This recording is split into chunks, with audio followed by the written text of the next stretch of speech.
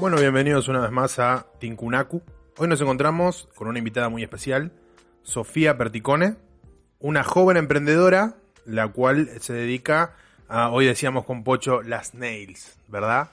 Resulta que Sofi montó una pyme y fue de las primeras, o por lo menos para nosotros, de una de las personas que conocemos, digamos, en las redes, que logró surgir. Es más, ha ganado 8 copas Nail Pion, vive en España hoy en día, estuvo en Francia, ya que tomó la decisión de irse del país. Así que bueno, te damos la bienvenida, Sofi. Gracias. Y nos encontramos acá con Pocho, con Nico. Hola Sofi, ¿cómo estás? Chicos, yo te quería preguntar, o sea, partiendo de la primera pregunta es, ¿volviste a las arenas, dijiste en tu publicación de Instagram? ¿Volviste a competir? Ella hace las competencias y volviste a la arena, saliste de segunda a nivel internacional. ¿Qué se siente eso? Raro, muy raro.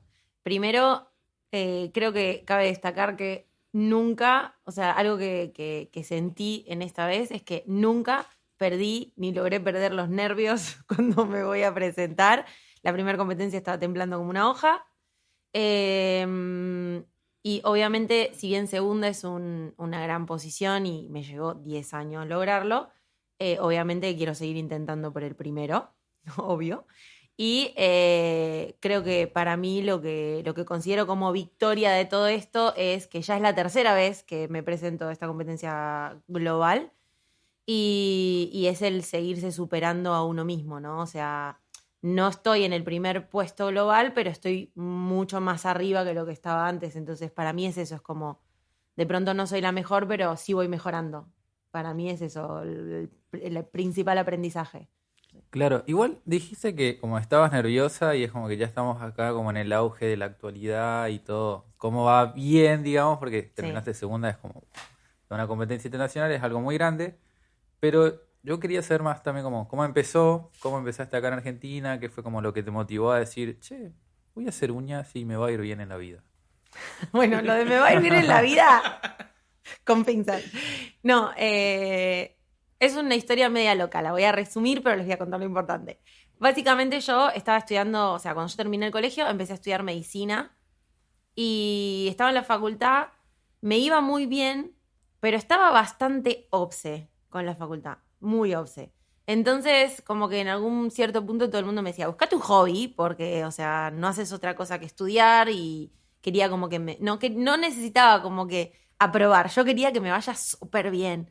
Entonces, claro, estudiaba muchísimo y no hacía ninguna otra cosa. Entonces, en ese momento me interesaba mucho el maquillaje y me anoté en un curso de maquillaje.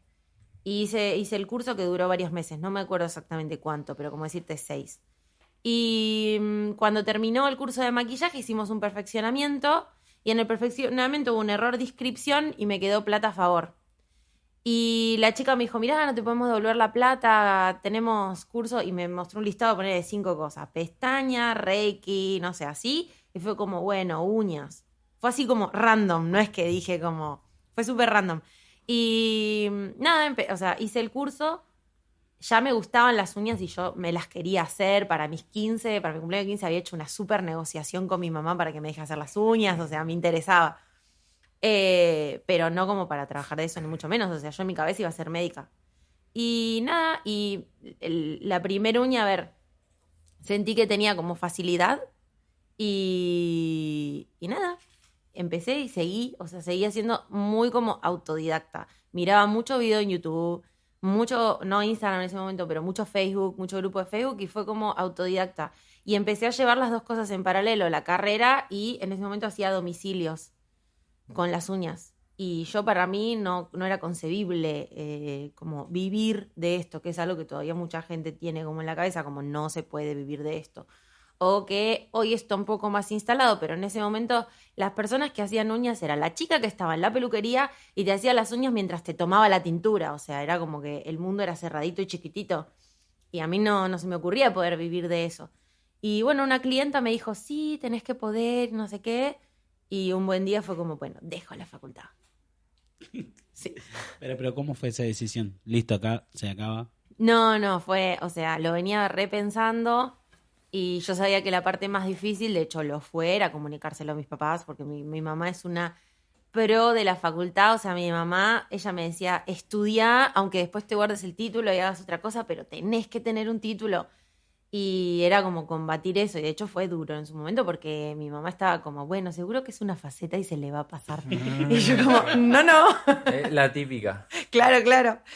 Y nada, primero se los comuniqué, negociamos como que yo empecé a trabajar en el negocio de mis papás tenían un negocio de muebles, y empecé a trabajar ahí para tener tiempo a la tarde de ir a los cursos, de estudiar, de practicar, porque lleva muchas horas de práctica, hasta que tenés la experiencia de agarrar un cliente y hacerlo en un horario razonable, sobre todo, y que quede lindo encima.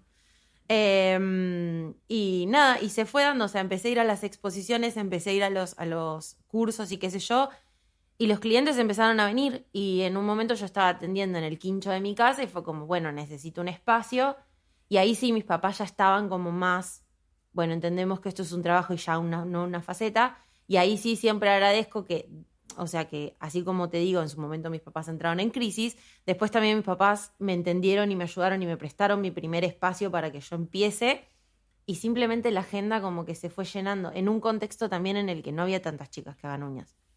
Hoy de pronto es diferente, hay mucho más mercado, pero en ese momento éramos poquitas en la zona, o sea, se corrió la bola rápido, se fue llenando la agenda. Y nada, después me mudé a un local más grande, empecé con las clases y fue como que todo se fue dando, pero sí en ese momento Clases como que enseñabas a otras personas a hacer uñas. Sí, exacto. Y eso es como en lo que estoy enfocando mi carrera hoy por hoy, ¿no? Como a enseñar a otros. Bueno, yo creo que indudablemente ya tu personalidad, porque vos nos decís que eras media obse con la... Sí, Se nota que sos una persona que de repente se pone algo en la cabeza y le da para adelante y le da para adelante. Y es una característica muy buena para los emprendedores, ¿no? sí, De repente uno puede ser emprendedor, pero nada, si no tienes una disciplina de decir me levanto temprano, yo te imagino seguramente agarrás unas manos, unas uñas y hasta que no te quede perfecto no terminás. sí. Y si no lo terminaste te quedas con, o sea, si hay algo que no te gustó te quedás con eso en la cabeza y por ahí hasta, no sé, soñás con esa persona, digamos. Real. Sí, eso sí, yo al escucharte. Yo creo que más allá de que vos decís, bueno, mis viejos me dieron una mano y todo, realmente lo que te llevó, digamos, a todo este proceso, a todo esto, fue el hecho de que sos una persona con mucha disciplina, se nota, que te gustan las cosas derechas. ¿Y cómo lidias con esto también en tu día a día? Pues yo me imagino que además de llevarlo a lo que es tu laburo, debes hacer así todo el tiempo. Y a veces tal vez también nos complica un poco. Sí. ¿Tenés, más allá de que vos entraste en esto porque era un hobby para vos, tenés algo para relajar un poco saliendo de lo que son las uñas o tratás de distender un poco? Porque uno también tiene que tener esa disciplina de decir, bueno, relajo y vuelvo. No es poco lo que has logrado en 10 años. Mm. El hecho de irte del país, de ganar tantos premios. Hoy en día, ¿cómo llevas este laburo? Creo que, o sea, en el 2018 exactamente, yo estaba llevando una vida de 100% trabajo, 100% clientes, trabajaba literalmente de domingo a domingo, no tenía ningún tipo de feriado, de franco, digamos. Me levantaba a las 7 de la mañana y me iba a acostar a las 12 de la noche. Y me empezó a pasar muy loco, y algo que valoro mucho porque también uno a veces siempre en las redes sale, no, porque los clientes son así, así. También los clientes se encariñan con uno y son muy buena gente, y mis propios clientes me empezaron a decir, che, tendrías como que bajar de pronto un cambio. Estaba súper pasada, súper estresada, pero uno está La rueda. en la rueda y no te das cuenta. Y me sucedió que un familiar muy cercano, mi tío, se enfermó, y creo que eso, o sea, lidiar con las cosas de la vida personal es como que yo dije como al revés, me está pasando esto, voy a seguir trabajando para taparlo. Y creo que mi tío falleció más adelante, y como que yo en ese momento me di cuenta que mi tío, que era una persona para mí, un gran referente y que me ayudó muchísimo, mi tío es el hermano de mi mamá, era el hermano de mi mamá, y me ayudó muchísimo a pensar y a poder como decirle a mi mamá como, bueno, yo me quiero dedicar a esto. el hecho de que mi tío, que era una persona tan trabajadora y tan referente para mí, me dijera como, che, yo medio como que me arrepiento de haber estado trabajando toda mi vida, o sea, trabajar toda la vida uno lo tiene que hacer, pero de que solo sea el trabajo en la vida. Y a mí ese hecho como que me regolpeó y dije como, bueno, hasta ahora mi objetivo era ganar, mantenerme, porque más difícil que ganarlo una vez es mantenerlo muchas veces. Dije, ahora mi objetivo tiene que ser aprender a llevar un equilibrio. Y desde ese entonces como que trato, obviamente todavía intento, el hecho de irme a vivir afuera fue también para decir mantengo un equilibrio, o sea, siempre había querido irme a vivir afuera y hacer la experiencia y nunca me había animado a pagar el precio de dejo un poco mi trabajo de lado para hacer algo que a mí me guste. Era como que mi vida era solamente trabajar y por ahí me tomaba 15 días de vacaciones al año, que sí eran en viajes lindos y cosas lindas, pero que no pagaban el precio de los otros 11 meses y medio de trabajo full. Y a partir de ahí, estoy como tratando de hacer un poco de equilibrio. Y a partir de la pandemia fue como, bueno, si vos no frenás sola, la vida, el mundo Te se frena. frena por vos. Y a partir de la pandemia también, yo experimenté lo que era estar en mi casa. Yo no sabía lo que era estar en mi casa. Mi hermano me decía que era un hotel. Yo iba, me bañaba, dormía, a veces no veía ni a mi familia.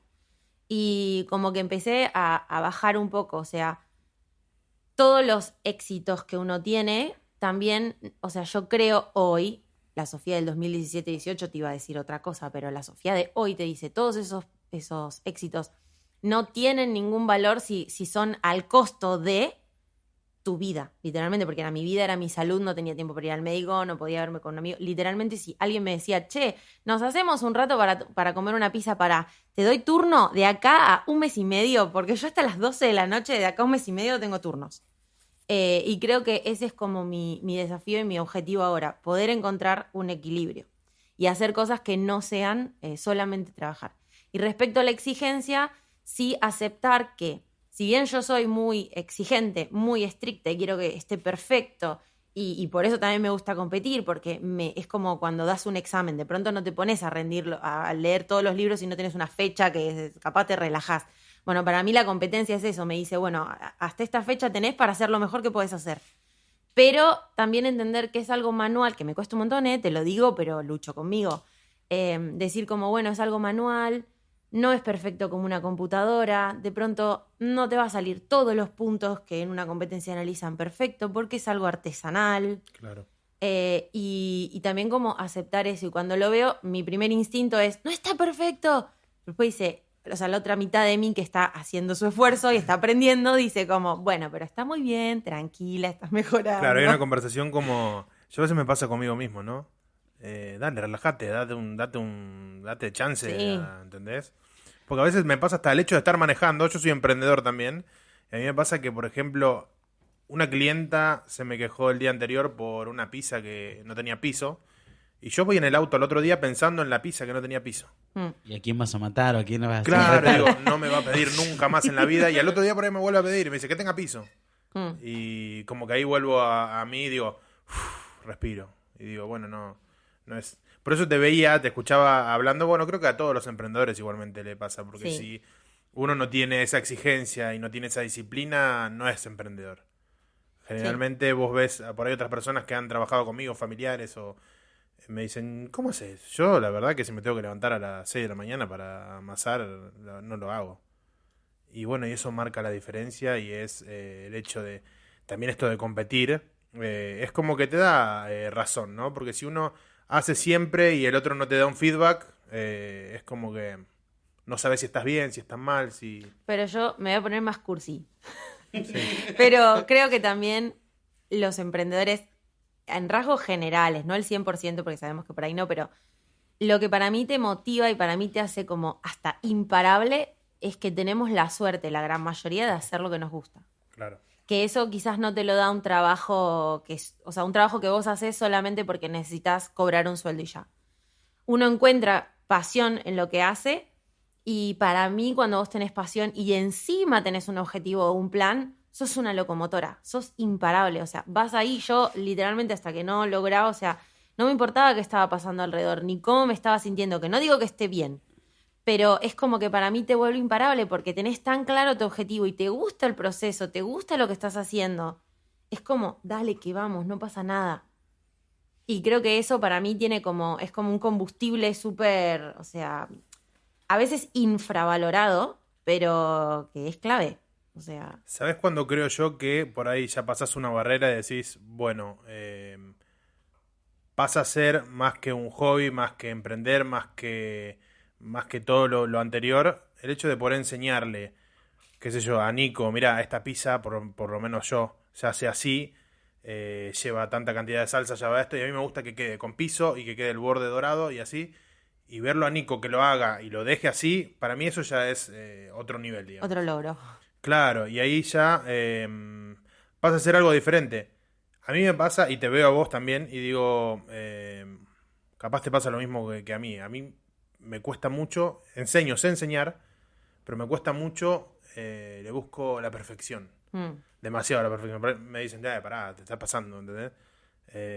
A ver, esta pizza no, le falta un... El borde no quedó como yo quería. Mm. Ahí vamos a poner un poquito más. Y por ahí me paso de rosca y la quemo, ¿eh? Y después termino como castigándome a mí mismo, ¿no? Es una cuestión, el hecho de emprender y tener esa cuestión de perfeccionismo, creo que es un pro y un contra, porque te Sí. llevó a donde estás ahora. Pero también te debe causar un estrés en un momento que... Sí. De hecho, lo que les decía, me pasaba con la facultad. Tengo una anécdota muy graciosa con mi hermano que fui a rendir un examen, uno de los primeros parciales, o sea, claramente no tenía experiencia. Y volví llorando. No, porque, claro, me había copiado los resultados, o sea, que me había dado y me había copiado los problemas. Entonces dije, mi casa lo voy a volver a hacer y me tiene que llegar al mismo resultado. Y veo que en mi casa no llegaba al mismo resultado. Claro. Uy, crisis. No, porque, claro, yo no iba a aprobar, yo iba al 10, ¿me entendés? Entonces, nada, o sea, mi hermano en un momento, bueno, no pasa nada, rendís, mi hermano más chico aparte, rendís el recuperatorio, no pasa nada, no sé qué. Voy a buscar la nota, me había sacado un 9,75. Me puso la profesora que mi error, que era una pavada, que era era matemática, en vez de multiplicar lo había sumado porque hice la cuenta rápido, pero el procedimiento era consistente con el resultado, entonces me puso 9,75. No me podía poner 10 porque me había equivocado en eso. Volví a mi casa con el 9,75. Mi hermano me revolvió una zapatilla. Me dijo, no te volvemos a escuchar nunca más. Pobre, sí, me volvió a escuchar un montón de veces. Pero me dijo como, no te volvemos a escuchar nunca más, quejarte por cosas que siempre hago un mini escándalo y después de pronto sí me va bien, pero es como el estrés. Claro. Y eso es lo que estoy tratando de manejar porque si no, al final lográs cosas y no disfrutas el resultado. Porque no disfrutas el 9,75 por los 25 que te faltan porque, ¿entendés? O sea, te sacaste un 9, ay no, pero me faltó un punto. Y de pronto toda mi vida hasta ahora me quedé con el punto que me faltaba para el 10. Y ahora estoy tratando de decir, bueno, tengo 9. Aprovechemos los 9, porque podría haber sido 0. O sea, Claro. es como, pero es muy difícil porque mi cabeza automáticamente no hace ese juego. Mi cabeza automáticamente dice, falta un punto. Tal cual.